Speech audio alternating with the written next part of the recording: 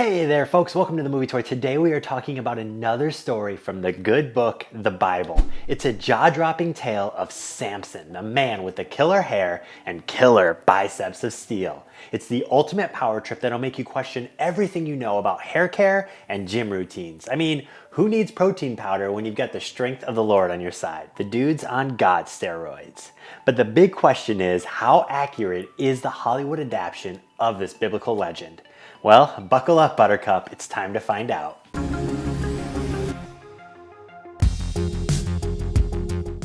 The movie starts with little Samson being born. We read this story in the book of Judges, chapter 13, verses 24. The woman gave birth to a boy and named him Samson. He grew and the Lord blessed him, and the Spirit of the Lord began to stir in him. We then fast forward to 1170 BC, ancient Israel. The Philistines have taken the Hebrews hostage, and Samson attempts to steal some food from the Israelites. Meanwhile, Rala, the leader of the Philistine army, comes to take the crops from the Hebrew people. Tobias asks for mercy, and Rala, who is also the son of the king, says this man will never have to starve or beg for food again. Then he has the man killed. I mean, I guess he did kind of deliver on that whole promise. The guy's never gonna have to ask for any of those things again. This is our first and probably biggest inconsistency in the story. Rala is actually completely fictitious and is not in the Bible at all. His character, however, really drives the story forward in the movie. And even though he's the bad guy, I like him. He's got a real Joffrey from Game of Thrones thing going on. But don't worry, there's no red wedding at the end of this story, although it's much worse than the Red Wedding. Rala is played by Jackson Rathbone, who is most known for his work in the Twilight films and as Sokka in that horrible Avatar: The Last Airbender movie. He learns of a story of a very strong Hebrew hero, and he's worried that this hero might stand up against the Philistines. So he brings a warrior out to draw him out. Samson then defeats the man and then goes after a girl that he sees at the fight. Chapter 14 verses 1. Samson went down to Timnah and saw there was a young Philistine woman. When he returned, he said to his father and mother, I have seen a Philistine woman in Timnah, and now get her for me as my wife. His father and mother replied, Isn't there an acceptable woman among your relatives or among our people? Must you go to the uncircumcised Philistines to get your wife? Later on, a lion shows up and we get a very underwhelming fight scene. I was really looking forward to an epic fight here, and it's kind of the opposite. It lasted like 4 seconds. What a catastrophe. The Bible says the Spirit of the Lord came powerfully upon him so that he tore the lion apart with his bare hands, as he might have with a young goat. Yeah, that definitely didn't happen. The lion just kind of falls on him dead. There's no tearing him apart of any kind. Before watching this movie, I was really excited to see how they were going to do the lion fight, and I was just so disappointed. And now we have reached the Movie Tour pit stop where I test your knowledge of the film and the Bible story. The question is, shortly after killing the lion, he revisits the area and finds the rotting corpse on the ground. What does he find inside of the body of the lion? Was it A, a bronze cup, B, honey, C, his brother's necklace, or D, 5 silver coins? If you think you know the answer, comment down below and we'll come back to the pit stop at the end of the video. Rala decides to let Samson marry Taryn in hopes that he will not bother him or stand in his way. Taryn is the name of Samson's wife in the movie. However, in the Bible, they never mention her name. She is just the Philistine woman from Timnah. At a party, they begin to talk. Let me tell you a riddle, Samson said to them. If you can give me the answer within 7 days of the feast, I will then give you 30 linen garments and 30 sets of clothes. If you can't tell me the answer, you must give me 30 linen garments and 30 sets of clothes. Tell us your riddle, they said. Let's hear it. He replied, out of the eater, something to eat. Out of the strong, something sweet. Do you know the answer?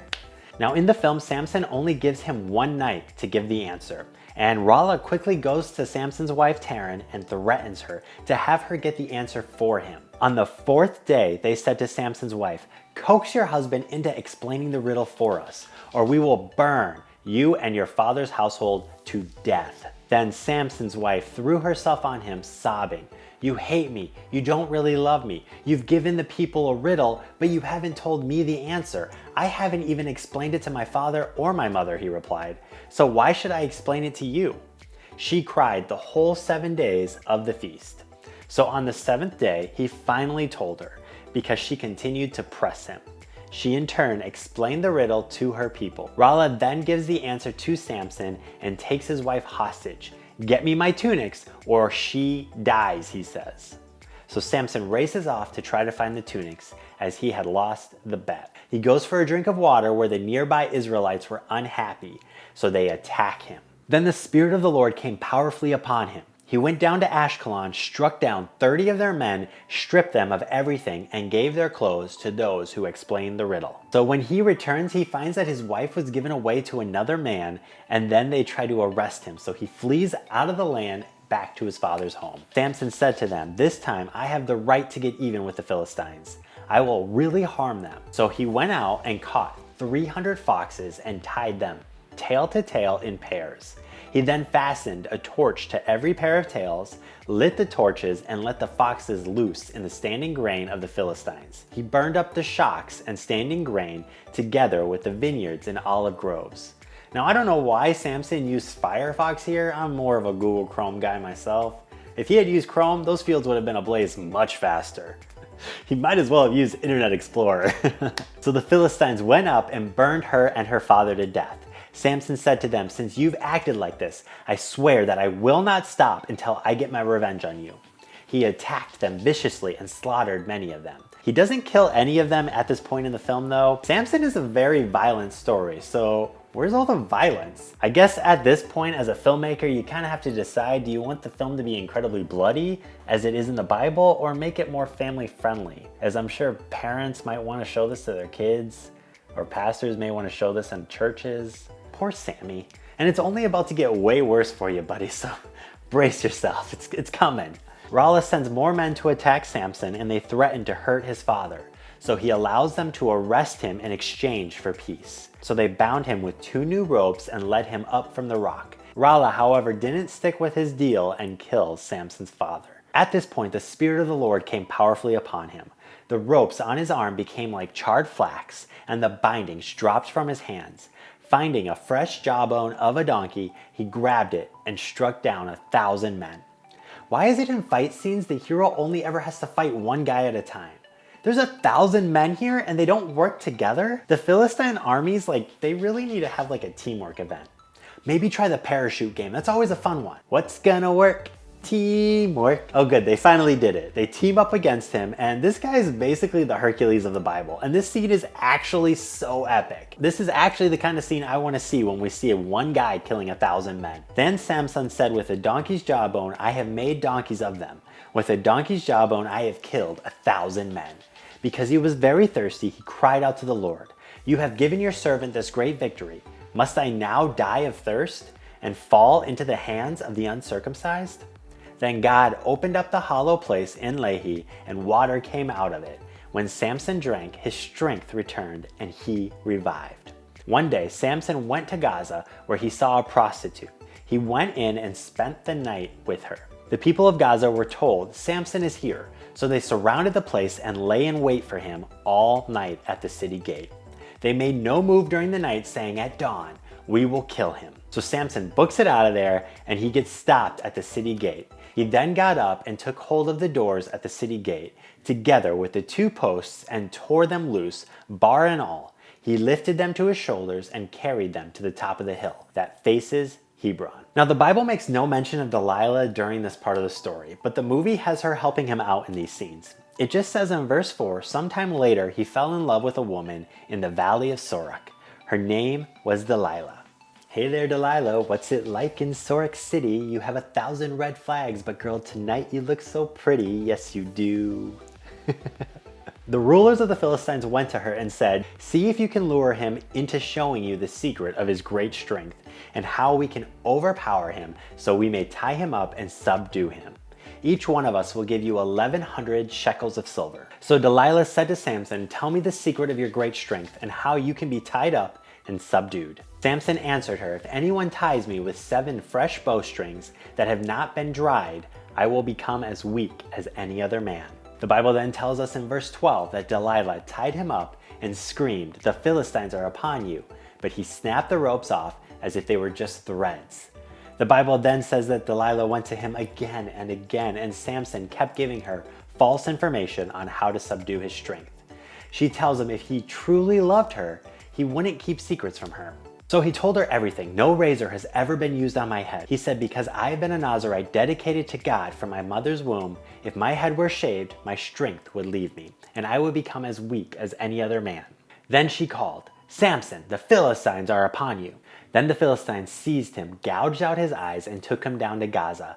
Binding him with bronze shackles, they set him to a grinding grain in the prison. Samson should honestly be grateful that he lost his eyes after that terrible haircut. I wouldn't want to look at it either. Look at the bright side, buddy. You're going to save a ton of money on shampoo, and you never have to worry about it getting into your eyes. I mean, you can't really look at the bright side, I guess, because you can't see.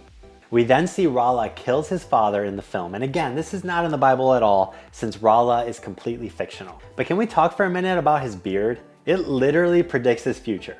It looks a lot like Samson between the two pillars. Does it not? We also see here that Delilah is trying to free Samson, which is also not in the Bible. Rala calls for Samson to be brought out as a form of entertainment. When they stood him among the pillars, Samson said to the servant who held his hand, put me where I can feel the pillars that support the temple, so that I may lean against them. Now the temple was crowded with men and women. All the rulers of the Philistines were there.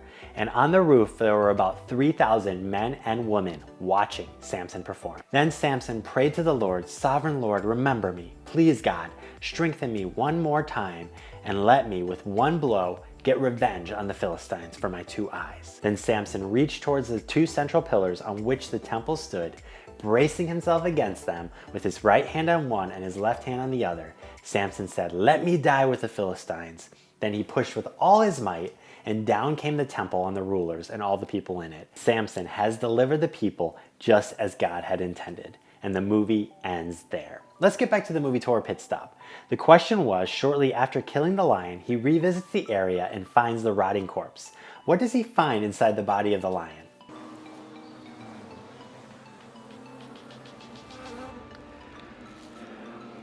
Yep, it was honey. I want you to like the video if you got it right. It's also the answer to Samson's riddle, by the way. Out of the eater, something to eat. Out of the strong, something sweet. Did you know the answer? What is sweeter than honey and what is stronger than a lion? If you enjoyed this video, please do give it a like. And if you want to see just how biblically accurate the Prince of Egypt was, that video is here. Or how about Joseph, the King of Dreams? That video is here. My name is Vic, signing off saying, don't forget to smile. We'll see you next time on the movie tour.